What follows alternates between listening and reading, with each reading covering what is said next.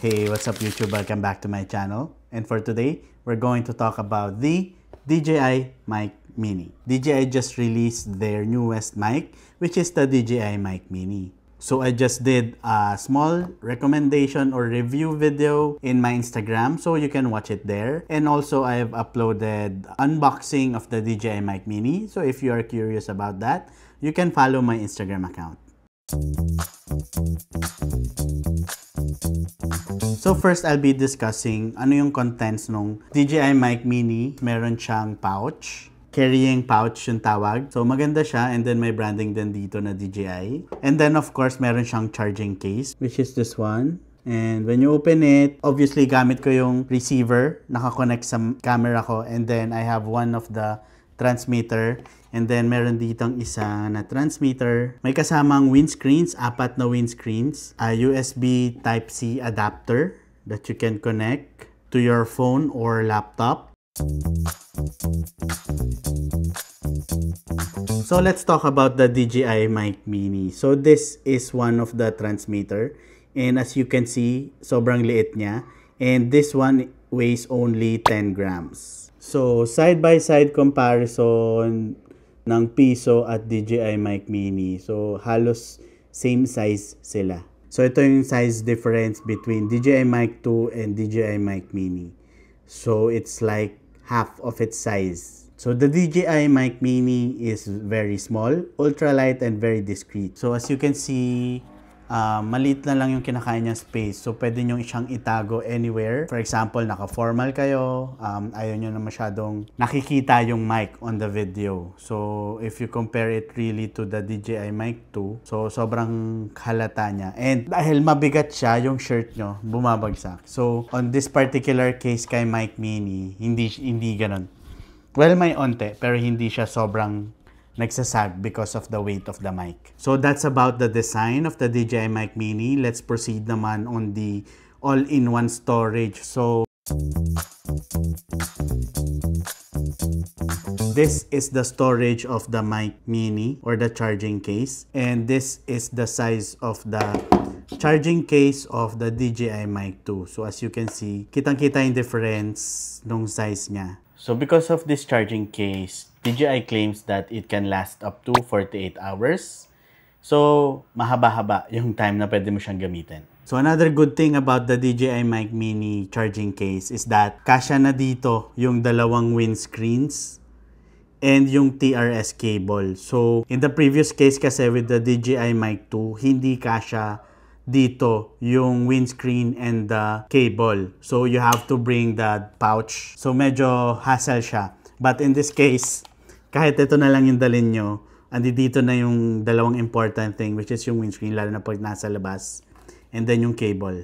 So that's for the all-in-one storage. Let's proceed naman on the capabilities of this microphone. Kasi of course, ito naman yung kailangan malaman nyo and malaman ng mga buyers na ano yung sound quality. So at the very start of this video, and obviously, magtatapos ako using this mic. So, you've been hearing the DJI Mic Mini from the very start, no? So, you'll be the judge if what is the sound quality of this one. But from my perspective, it's very, very crispy and clear. And aside from the sound quality and the crispiness, we know naman DJI has been doing great in terms of their mics. So, obviously, ganun din si DJI Mic Mini. So, hindi porket lumiit siya, pumangit na rin yung quality. For me, on par pa din siya with DJI Mic 2. That's for me. And apart from the sound quality, of course, meron din siyang features. Like the automatic limiting. So, si Mic Mini kasi hindi siya 32-bit float compared to the DJI Mic 2. But it has a built-in automatic limiting. Meaning, pag nagkiklip yung audio nyo or tumataas siya on the threshold, automatic binababa niya yung volume para hindi siya maging sabog in the recording. So, technically, para kang naka 32-bit float. Pero in a way, ang advantage nun is you don't have to do editing in post na kailangan siyang ibaba. Then, next naman that we can talk about is the 2-level noise cancellation. So see DJI Mic Mini, if you connect it to the phone, for example, my iPhone, connect nyo yung receiver via USB-C adapter, then open the DJI Mimo app.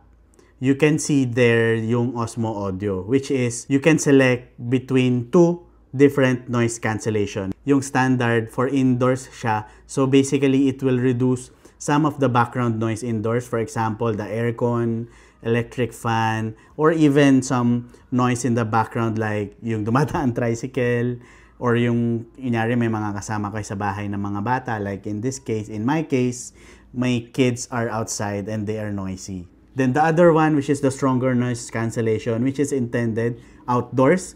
So basically, it will reduce some of the background noise outdoors. For example, syempre mas malapit kayo sa daan, so yung mga dumadaang sasakyan, and other background noise as well. Marireduce yun.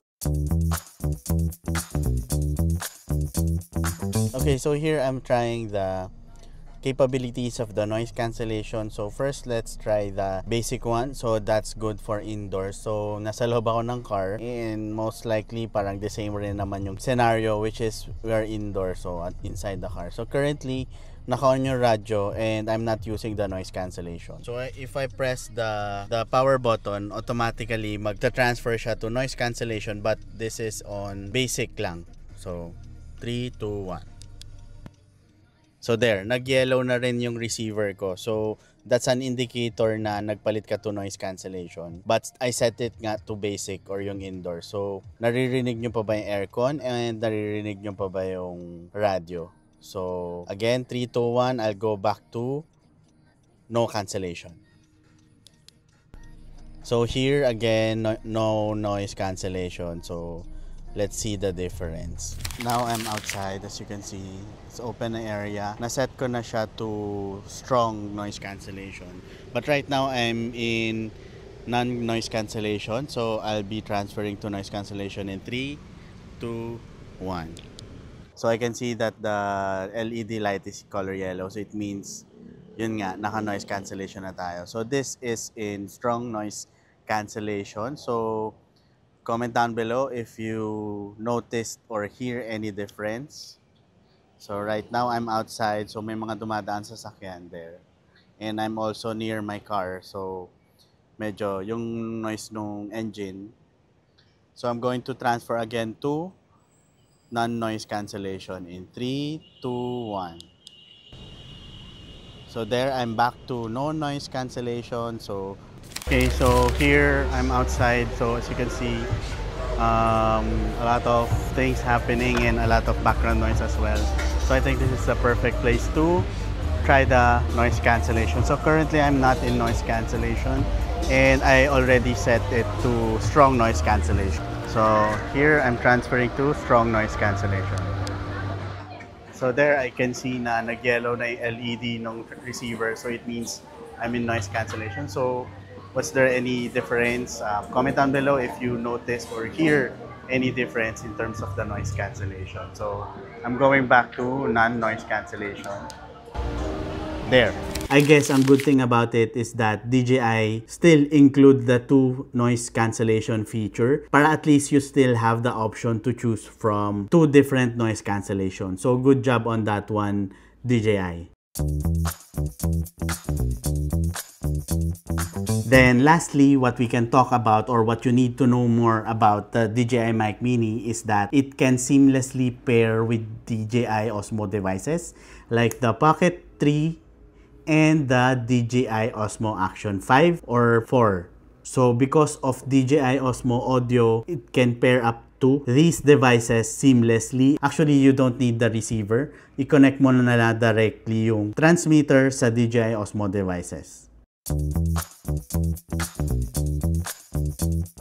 Okay, so there are two options that you can buy. So for those na hindi naman kailangan ng dalawang transmitter or ikaw lang naman or solo content creator ka lang, you can buy the DJI Mic Mini with one transmitter and one receiver for only 4,099. So, sobrang mura. And if you need or baka kailanganin nyo eventually yung dalawang transmitter, so you can get the DJI Mic Mini with 2 transmitter, 1 receiver, and the charging case. And ang price niya is 8,299. So, ang good thing nun is that kumpleto na siya with the charging case, with the pouch. So, good thing there are 2 options, and I guess it will cater to different type of content creators or filmmakers. Okay, so that's about it. I think I've provided enough information that you can use to decide if you will buy this DJI Mic Mini. So hanggang dito na lang muna uli guys. Talk to you soon.